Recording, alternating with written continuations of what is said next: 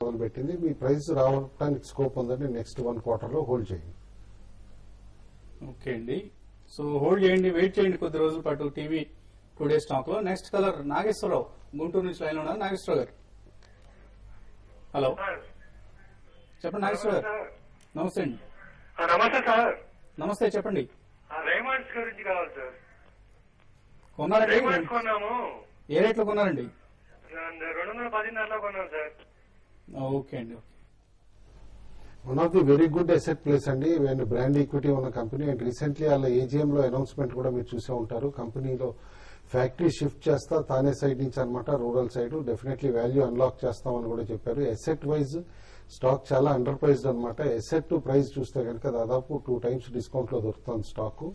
And more over brand value కూడా చాలా strong కాబట్టి మీకు డెఫినెట్లీ ఎట్ సమ్ పాయింట్ ఈ వాల్యూ అన్లాక్ అయినప్పుడు stock all the way 350 to 400 వరకు కూడా ర్యాలీ అయ్యే స్కోప్ కనిపిస్తోంది. డెఫినెట్లీ హోల్డ్ చేయండి. ఓకే అండి. సో రామకృష్ణ గరిమెడ వైజాగ్ నుంచి ఆయన స్వైన్ ఫ్లూ గురించి చాలా ఆందోళనగా ఉన్నారు. కానీ ఇది సిప్లా నాట్కో ఫార్మాకి అడ్వాంటేజ్ అవుతున్నారు.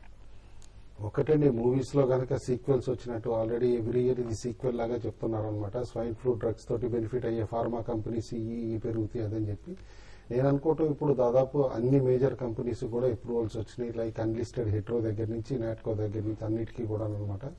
కాబట్టి ఎవరు మేజర్ బెనిఫిషియరీ ఉండకపోవచ్చు. ఇన్ఫాక్ట్ కాంపిటేటివ్నెస్ పెరిగింది కాబట్టి డెఫినెట్లీ ఈ పర్టికులర్ డిసీజ్ కి డ్రగ్స్ సప్లై చేసే కంపెనీస్ అండర్ కటింగ్ చేసి తక్కువ రేట్లో ఇచ్చే స్కోప్ కూడా ఉంటుందన్నమాట.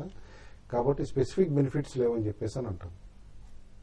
ఓకే అండి. సో స్వైన్ ఫ్లూ ఒక ఉద్దేశంతోనే మీరు నాట్కో అండ్ సిప్లాలో ఇన్వెస్ట్ చేయొద్దు. అదర్వైజ్ కంపెనీ బ్రాడర్ పోర్ట్ఫోలియోని చూసిన తర్వాత ఇన్వెస్ట్ చేయండి. సెసగోవా జూన్ ఫ్యూచర్స్ హోల్డ్ చేస్తున్నారు కరెంట్ మార్కెట్ ప్రైస్ లో.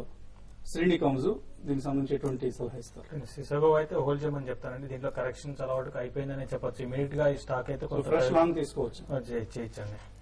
ఓకే అండి. లాంగ్ పొజిషన్ కూడా తీసుకోవచ్చు అని చెప్తున్నారు. ఫైనల్ గా ట్రేడర్స్ కి ఎటువంటి సలహా? ట్రేడర్స్ కి డెఫినెట్లీ పొజిషన్స్ హోల్డ్ చేయమని చెప్పేసి చెప్తానండి. ఎందుకంటే సిగ్నిఫికెంట్ కరెక్షన్ ఏదైనా రావాలి ఈ షార్ట్ టర్మ్ లో అంటే కూడా 5340 కింద వాళ్ళు క్లోజ్ అయితే వస్తుందని చెప్పేసి హోప్ఫుల్ గా ఉండొచ్చు. బట్ డెఫినెట్లీ అవాయిడ్ షార్ట్స్ అనమాట. జస్ట్ మార్కెట్ పెరిగింది కదా అని ఈ లెవెల్స్ లో కూడా షార్ట్ చేయొద్దు అన్లెస్ ఆ కరెక్షన్ ఇండికేటర్స్ వస్తే తప్పితే. అండ్ డెఫినెట్లీ ఏదైతే కనుక హై బీటా సెక్టార్స్ బాగా కరెక్ట్ అయినాయో ఆ సెక్టార్స్ లోనే షార్ట్ కవరింగ్ ర్యాలీ స్కోప్ ఎక్కువ ఉంది. Preferably banks and metals buying లో ఉండండి ఎవ్రీ డిక్లైన్ లో. ఎందుకంటే బోత్ బ్యాంక్స్ అండ్ మెటల్స్ ఇక్కడి నుంచి కూడా జంప్ అవడానికి స్కోప్ కనిపిస్తుంది. ఓకే అండి. సో థ్యాంక్ యూ శేష్ గారు. ఇది ఇవాళ బిజినెస్ లంచ్. తిరిగి రేపు ఉదయం బిజినెస్ బ్రేక్ఫాస్ట్ లో కలుద్దాం.